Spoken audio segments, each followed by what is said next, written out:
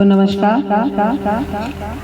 आज हम आए हैं मुरादाबाद के बुद्धि विहार फेज 2 के वृद्धाश्रम में, वैदिक बानपत वृद्धाश्रम। जैसा कि सब लोग जानते हैं, हम लोग हमारी संस्था वृद्धाश्रम में कुछ न कुछ या अनाथ आश्रम में सामान वितरण हेतु जाते रहते हैं। इस बार हमारी संस्था एक नई पहल करने जा रही है, जिसके तहत हम लोग जो वृद्धाश्रमों में लोग रहते हैं उनसे हम पर्सनली कुछ उनसे चर्चा करेंगे, उनके जीवन के अनुभव सबके साथ साझा करेंगे। तो इसी के चलते आज हम यहाँ पर बुला रहे हैं। सबसे पहले यहाँ पर जो मेन संभालती हैं यहाँ का सब, नूतन मैम का हम स्वागत करते हैं। Hello hello hello hello hello hello, नमस्ते जी। मैम सबसे पहले हम आपका परिचय जानना चाहेंगे।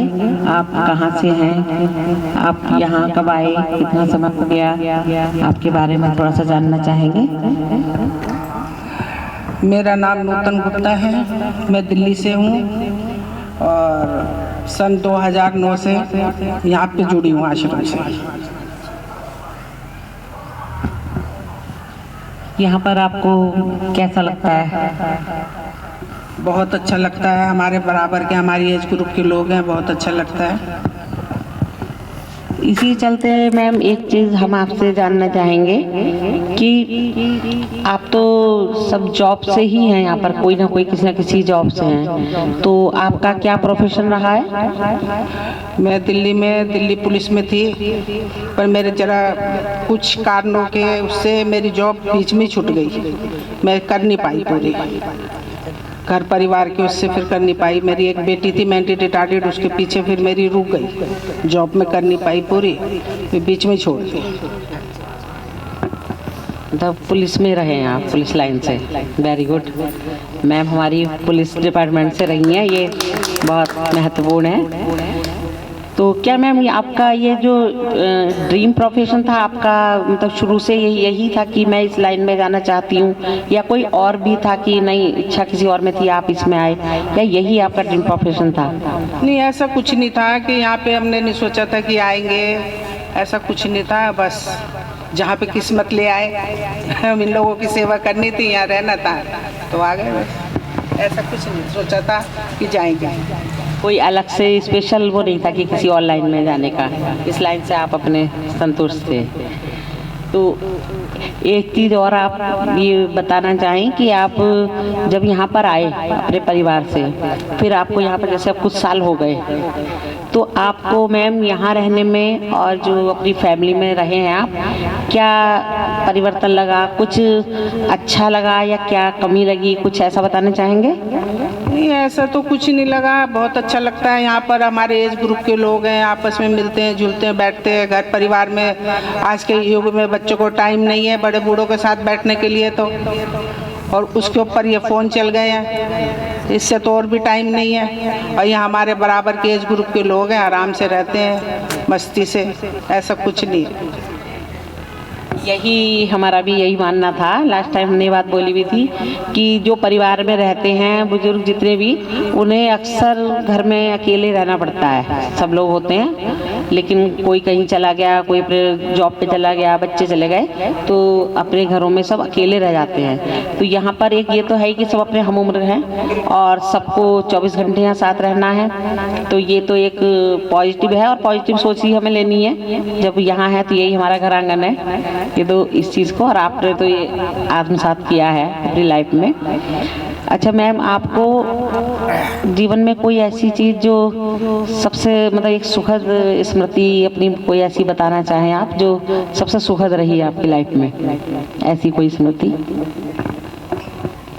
ऐसा तो कुछ नहीं रहा, बस सब तो कुछ नहीं रहा, सब ठीक ठाक रहा, अच्छा रहा।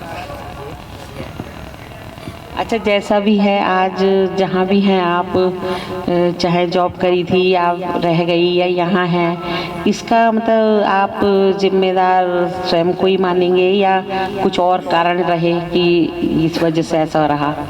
ऐसा है जिम्मेदार अपनी वो क्या है, बस यहाँ का दाना पानी लिखा था तो आ गए। जब वहाँ दिल्ली का खत्म हो गया, मुरादाबाद का खाना था वो आ गए, ऐसा कुछ नहीं है। हाँ बिल्कुल, मुरादाबाद का लिखा था।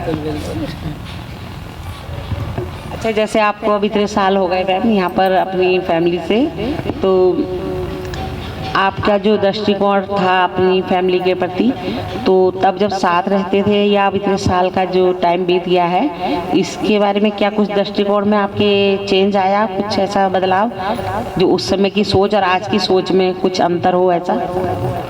ऐसा है कि अब ज़्यादा अच्छा हो गया, साथ रहते हुए हैं तो इज्जत थोड़ी ऐसी होती है। अब जाते हैं बहुत आवा भगत होती है, बहुत अच्छे से रहते हैं, वो लोग भी आ जाते हैं, हम लोग भी चले जाते हैं, मिलते जुलते रहते हैं। कोई ब्याह है, शादी है, मरना है, जीना है, इसलिए जाते आते रहते हैं, वो लोग भी आते रहते हैं।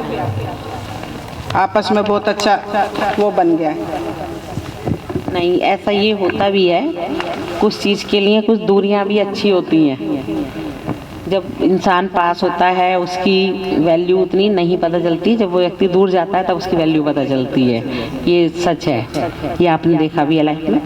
अच्छा, जो आपका प्रोफेशन रहा मैडम, जैसे आप पुलिस में रहे हो, तो आप जो आजकल की गर्ल्स हैं, मतलब बच्चों को, नए बच्चों को क्या ऐसा सुझाव देना चाहेंगी इस लाइन के बारे में? भाई आज की गर्ल्स को, आज की महिलाओं को यही सुझाव है कि अपने घर परिवार में सबको निभा के चलो, सास ससुर की सेवा करो, ससुराल में भी अच्छे रहो, मायके से भी अच्छे रहो। यही है, अपनी सास को माँ समझो, ससुर को बाप समझो, यही है। और आज की जनरेशन को भी यही बोलूँगी, अपना घर परिवार सबको अच्छा मान के चलो, अच्छा मानो, अच्छा रहो।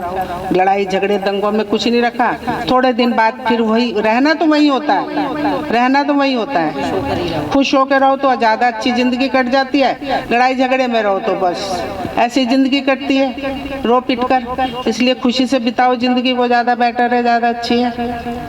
और मैम प्रोफेशन के बारे में जानना चाहती थी मैं, जो आपका प्रोफेशन रहा, जैसे पुलिस लाइन कुछ अलग हटके है और आम लोगों के माइंड में भी उसकी कुछ एक अलग इमेज होती है कि पता नहीं पुलिस लाइन लड़कियों के लिए ठीक है या नहीं है, इसके बारे में आप क्या कहना चाहते हैं? नहीं, पुलिस लाइन लड़कियों के लिए भी अच्छी है। पहले की सोच थी कि लड़कियों को नहीं निकालते थे घर से, कि लड़कियां नौकरी करेंगी, पुलिस लाइन में जाएंगी, ये होगा वो होगा। यही मेरे साथ हुआ, क्योंकि आज से 30 साल 35 साल पहले कि पुलिस में जाओगे, ये करोगे, ये होता है वो होता है, ड्यूटी चेंज होती रहती है। पर आज का युग तो बहुत चेंज हो गया है, अच्छा है, लड़कियों के लिए भी अच्छा है, ऐसा कुछ नहीं है, अच्छी है जॉब। वैसे जब आप अपने आप को जहाँ सेटल कर लें, जिस लाइन में भी उसे अच्छे से समझ लें, तो मेरे हिसाब से हर लाइन ही अच्छी है किसी के लिए, चाहे लड़की हो चाहे लड़का हो। अच्छा, कुछ जो वृद्धाश्रम जैसे ये है या कहीं भी और वृद्धाश्रम है, क्या वृद्धाश्रम के लिए कुछ और आपका सुझाव कि इसमें कुछ और क्या बेहतर होना चाहिए, क्या कर सकते हैं? बेहतर क्या है, सब कुछ हमारे यहाँ तो सब बेहतर है, सब अच्छा है, सब कुछ फैसिलिटी है, कोई दिक्कत नहीं है, कोई परेशानी नहीं है। एक परेशानी हमारे यहाँ ओनली कन्वेंस, यहाँ से कन्वेंस नहीं है हमारे लिए, हमें बहुत चलना पड़ता है, कहीं जाना आना है, डॉक्टर्स के जाना, हॉस्पिटल जाना है, कहीं जाना है, तो हमारे पास कन्वेंस नहीं है, कन्वेंस की बहुत दिक्कत है। हालांकि रिक्शा वालों का नंबर भी लेके रखते हैं, पर वो टाइम पे नहीं आते। हमने उन्हें बुलाया, वो कहते हैं जी हम तो कटघर में हैं, हम तो यहाँ हैं। यही ज़्यादा दिक्कत है हम लोगों के, बड़े बूढ़ों के लिए ये ज़्यादा दिक्कत है। इन दोनों पैरों ने जवाब दे दिया होता है, चला जाता नहीं है, और बीमारियों ने ज़्यादा घेर लिया होता है, इसलिए हमें कन्वेंस की ज़्यादा दिक्कत है। एक चीज़, अगर बाकी यहाँ पर सब कुछ बढ़िया है, अगर एक सामूहिक रूप से या और कुछ लोगों की हेल्प से अगर आपके लिए कोई एक गाड़ी और एक ड्राइवर का अगर इंतजाम हो, तो आपकी ये समस्या भी खत्म हो जाएगी। सिर्फ एक यही समस्या है ना। चलिए, इसका भी प्रयास आप भी कीजिएगा, हम भी करेंगे, कुछ हो सकता है। हाँ जी, हमसे भी जो हो सकेगा करेंगे, क्योंकि जो समस्या हो उसी का हल ढूंढना चाहिए। बाकी तो यहाँ पर हम आते रहते हैं, बहुत बार आ चुके, सभी कुछ बहुत अच्छा लगता है यहाँ आपके आश्रम में, तो हम तो वैसे भी आते हैं आपके पास और आते रहेंगे, बिल्कुल। जी, तो और कुछ मैम, और कुछ भी जो आप कहना चाहें, या आपको जैसे हम आते हैं आपके यहाँ, हमारा ये ट्रस्ट है, तो आपको हमारे आने से क्या कैसा लगता है, या आप हमें कुछ और सुझाव देना चाहें कि हम क्या और बेहतर करें, या आपको आपके व्यू हमारे लिए क्या है, हमारे काम को देखकर कैसा लगता है आपको? भी हम लोगों को तो कोई भी आए हमें बहुत अच्छा लगता है भाई। सब लोग हमारी यहाँ घर से छोड़ो बाहर के लोग भी हमारी चिंता करते हैं, हम लोगों से मिलने आते हैं, देखने आते हैं, किसी चीज़ की कोई कमी है पूछते हैं, उसको पूरी कर देते हैं। हमें तो बहुत अच्छा लगता है। हम तो जो भी आए उसका मोस्ट वेलकम स्वागत करते हैं, इसलिए हमें तो सब बहुत अच्छा लगता है। तो बहुत बहुत धन्यवाद मैम, एक क्वेश्चन आपसे मिलके। यदि आपके हम उम्र है जो रिटायर होने वाले हैं, अब आप उनके लिए क्या कहोगे? उन्हें यहाँ पे आना चाहिए या वहीं परिवार में रहना चाहिए? उनको परिवार में रहना चाहिए, उनको परिवार में ही रहना चाहिए। यहाँ आने की क्या ज़रूरत है? अगर नहीं परिवार में गुजारा हो रहा, नहीं अच्छा हो रहा है तो फिर यहाँ आ जाए। यहाँ तो अपने घर से भी ज़्यादा अच्छा है। टाइम से चाय है, टाइम से खाना है, टाइम से लंच है, टाइम से ब्रेकफास्ट है, टाइम से सोना है, टाइम से टीवी देखना है। ये चीज़ें घर में नहीं होती, यहाँ पे ये चीज़ें सब टाइम टेबल चलती हैं। तो फिर तो उस हिसाब से तो जी आपका अच्छा रहा। तो हम वही तो पूछना चाह रहे कि रिटायर होने के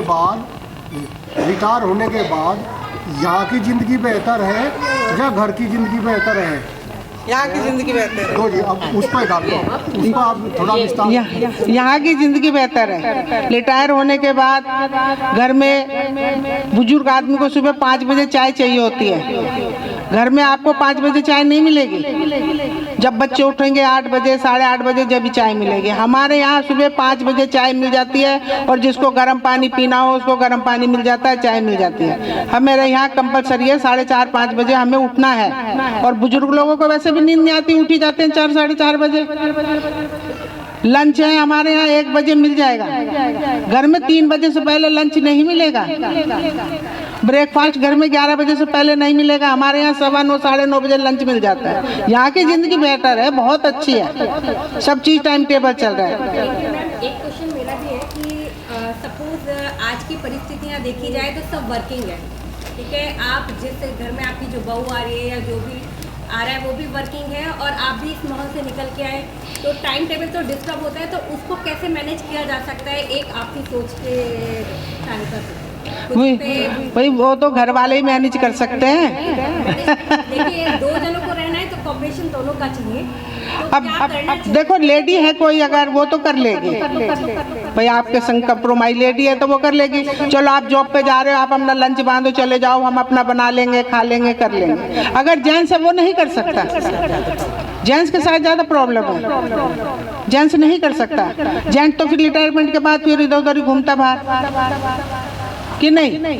अब कई बुजुर्ग घर में बहुत परेशान है, चाय के लिए भी परेशान है, और घर में नहीं रसोई में बहू घुसने देती कि नहीं, और जब चाय बनेगी जब ही पीना। भाई जेंट्स तो बाहर जाके 1 कप चाय पियाएंगे 10 रुपए की, लेडीज तो बाहर दुकान पे जाके चाय नहीं पी सकती। ये दिक्कत ज़्यादा है। तो इसका कुछ म्यूचुअल समाधान है क्या? अब इसका समाधान तो घर में ही निकल सकता है आपस में अपने आप।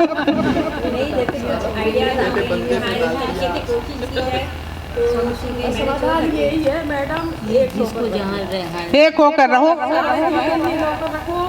वो सबसे बढ़िया है कि भैया नहीं, अब कईयों की परिस्थिति नौकर रखने की भी नहीं होती, परिस्थिति नौकर रखने की नहीं होती है। अब कई बहुत बहुएं होती हैं, हमें तो सुबह 7 बजे ड्यूटी जाना है, उठी अपना लंच वंच बनाया पैक करा। बुजुर्ग क्या करेगा पीछे से सारा दिन? तुम्हारे घर का काम करेगी, अपनी चाय पिएगी, अपने शरीर को देखेगी, बीमार है, इसलिए फिर वो वृद्धाश्रम ढूंढते हैं, फिर वो वृद्धाश्रमों में चले जाते हैं। वहीं वहाँ बना खाना तो बना मिलेगा, अपना नहाना, अपना धोना, अपने कपड़े धोने, बाकी तो कोई टेंशन नहीं। टाइम से चाय मिल जाएगी, टाइम से खाना मिल जाएगा, टाइम से सोना मिल जाएगा। वो नहीं भी हो सकता। अच्छा, थिंकिंग चेंज हो गई है ना कि बोझ समझते हैं। बिल्कुल एक सोच ये है कि बोझ है। जहाँ ये चीज कहाँ सोचते हैं कि हम भी बुढ़े होंगे, वो तो जब होंगे जब देखा जाएगा। सब सोच ले तो प्रॉब्लम ही ना हो, ना वृद्धाश्रम हो और ना कोई जाए। बनाने वाले हैं तो भैया हम तो बुजुर्ग ही हैं, वैसे भी रिटायरमेंट होने के बाद बुजुर्गों की ज़्यादा परिस्थिति खराब हो जाती है। अगर वो बाथरूम में नहाने जा रहा है तो रोक देंगे, आपने तो घर में रहना है ना, बाद में नहा लेना, हम नहा लें। इसमें थोड़ी जिम्मेदारी लड़की के माता पिता की भी है। माता पिता ज्यादा खराब हो रहे हैं, ये जो आती है अगर वो संस्कार लेकर आएगी, माता पिता के साथ थोड़ी आएंगे, माता पिता तो वहाँ पे कोचिंग देखो ऐसा है बहन जी, माता पिता हर बच्चे को संस्कार अच्छे देते हैं। आजकल जो हो रहा जो आज की सोसाइटी है, मेजोरिटी है, सहेलियां हैं, ये खराब कर रही हैं। है जो जमाना है, पेरेंट्स कोई नहीं सोचता हमारे बच्चे खराब रहे। ये जो आज की सोसाइटी है, मैंने तो अपनी सास के संग ऐसे करा, तू भी ऐसे कर लियो, ये जो फोन में सारा दिन बातें होती हैं, बिगाड़ा तो फोन नहीं है, फोन ने बिगाड़ा है। और ये फोन बंद भी नहीं हो सकता, चस्का लग गया ऐसा, एक तो आप 2 घंटे बिना फोन के नहीं रह सकते। तो पेरेंट्स तो सब अच्छा सिखाते हैं। अब बेटी हो, उनकी बेटी भी कहीं बहू बन के जा रही है, फिर उनकी बेटी भी कहीं बहू बन के जा रही है, पेरेंट्स नहीं, आज की ये मेजोरिटी ये है ना, इसने खराब कर रखा है। लड़की भी लड़के के लड़की जाती है, वो भी जिम्मेदारी बनती है कि वो अपनी बेटी को, वो अपनी बहू को बेटी माने, वो बेटी को ऐसे सिखाए। 5 बजे से चाय पिलाया करेगा। हाँ नहीं सुनो, मैं जो बात है मैंने कहा बहुत बढ़िया है। मैंने कल को तेरी बहू आएगी और वो बेटा उसे चाय पिलाएगा तो तुझे अच्छा लगेगा? तब बुरा लगेगा कि बीबी का गुलाम बन गया।